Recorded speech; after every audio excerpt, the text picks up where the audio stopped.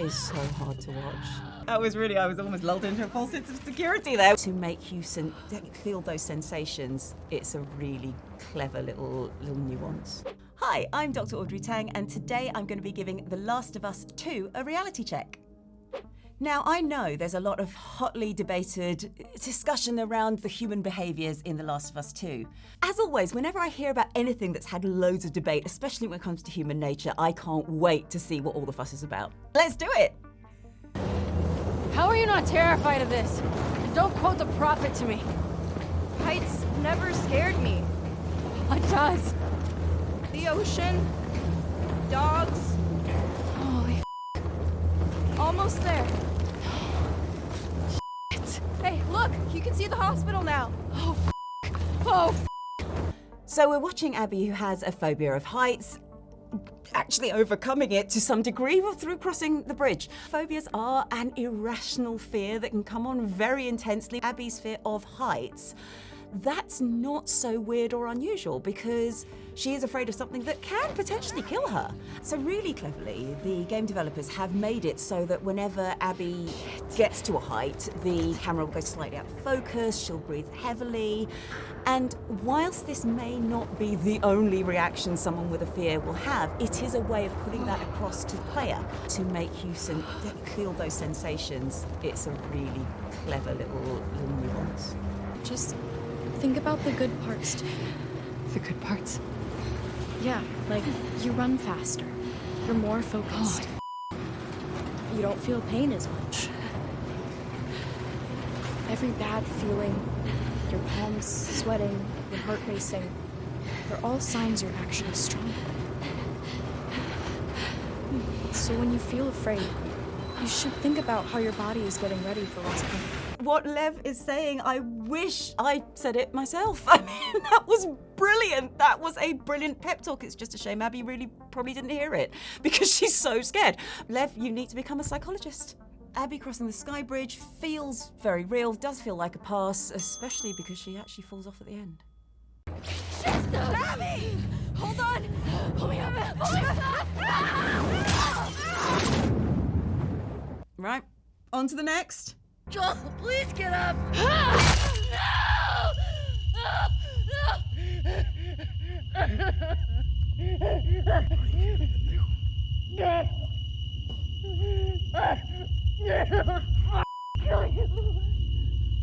That is so hard to watch.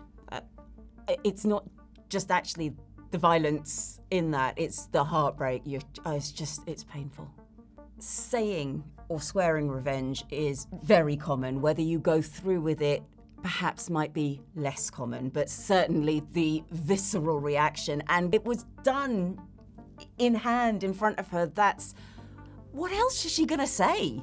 Researchers have actually found that when you go through an act of revenge, admittedly not in this context, and you get your own back, you get this rush of chemicals very akin to the dopamine hit. So a lot of philosophers have always said revenge is sweet, because otherwise why would we hold on to it?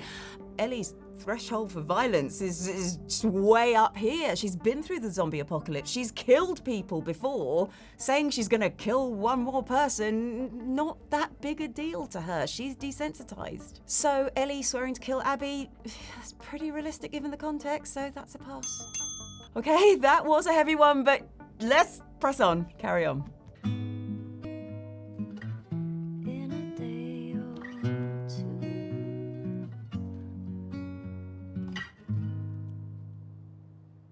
You should have kissed me then. I wanted to. Me too. This is actually really beautiful, this scene. So in the middle of this zombie apocalypse going on, Ellie is playing a love song to Dina, and it's really lovely. It's really moving as well. Music and singing are wonderful ways of just being able to escape. Singing out loud, it does create oxytocin. It makes us feel safer and calmer.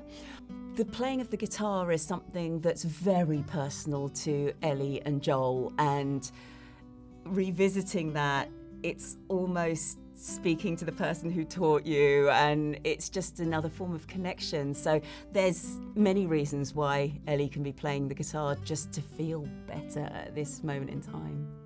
I think overall I will give this a pass because this does feel like a very natural way for Ellie to just get away from it all. Come on, little dude.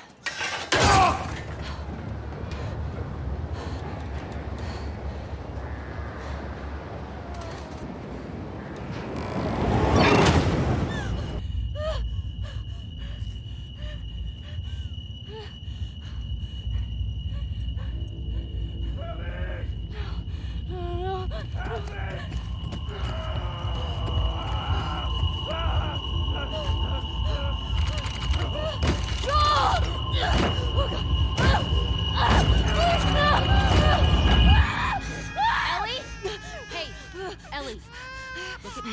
It's okay. You're home. You're home.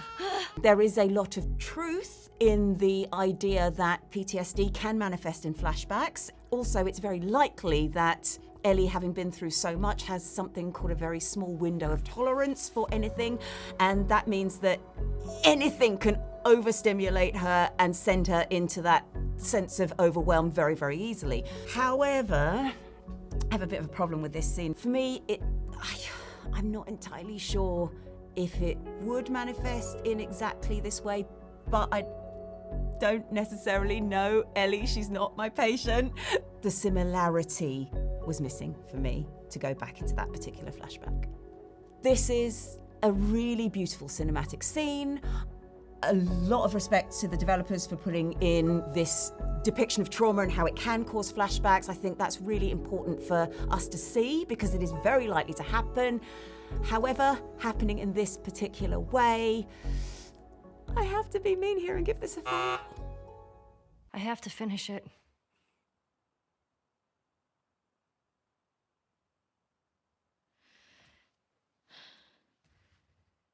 You don't owe Tommy anything.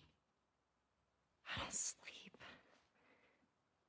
I don't eat. I'm not like you, Dina.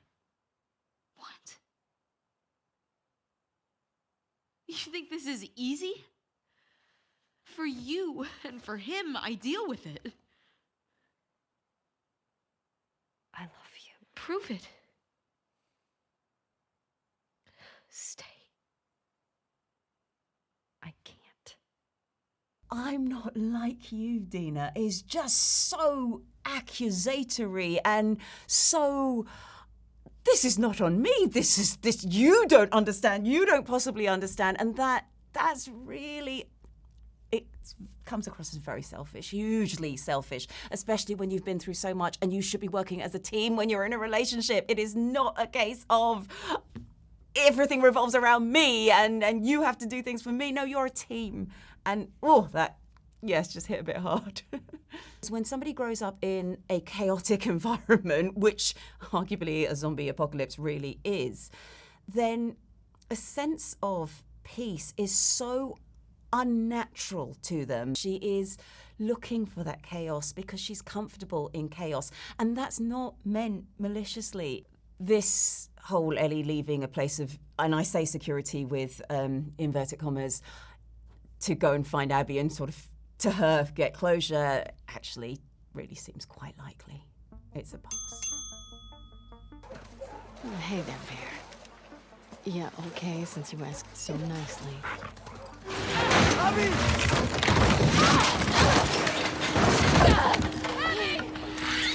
Hang on! Guys!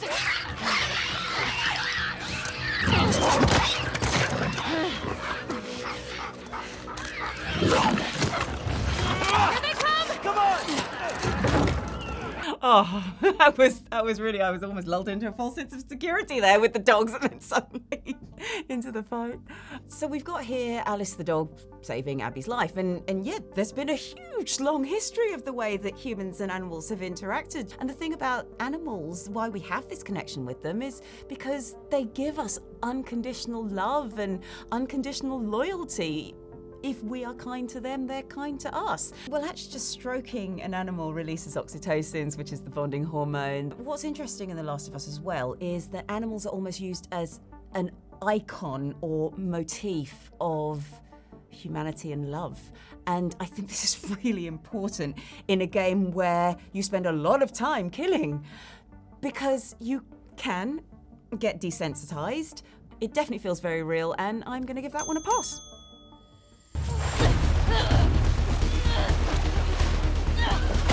Ellie's found Abby, she's got the opportunity to kill her. This is a visceral scene, it's a painful scene, and everyone's in survival mode, but she has that moment where she thinks of Joel and she lets Abby go. I personally really like the fact she thought of Joel, because I think Joel's motivations all the way through have been as pure as they can be. So through him, she, even in that state of survival, she taps into her own humanity again, and I think that's really beautiful. I'm gonna give this scene a pass. I really hope when we are faced with that choice, perhaps not following a zombie apocalypse, of wreaking our revenge or walking away with dignity, we take it, because it's so much healthier for our own healing in the long run.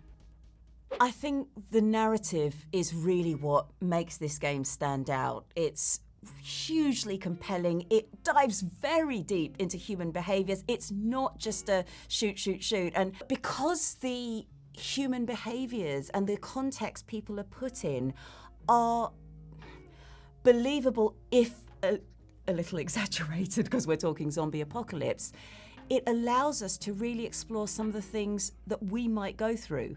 Would I betray someone? Would I save the person I love? Would I act in this particular way? It's pretty visceral and painful to watch, but reality-wise, love the discussion that comes out of it. And actually, the more you guys debate it, the better it is. For this type of game, that's probably an A. If you enjoyed this content, like, comment, and subscribe to PCGamer's YouTube channel for more reality checks from me and other experts.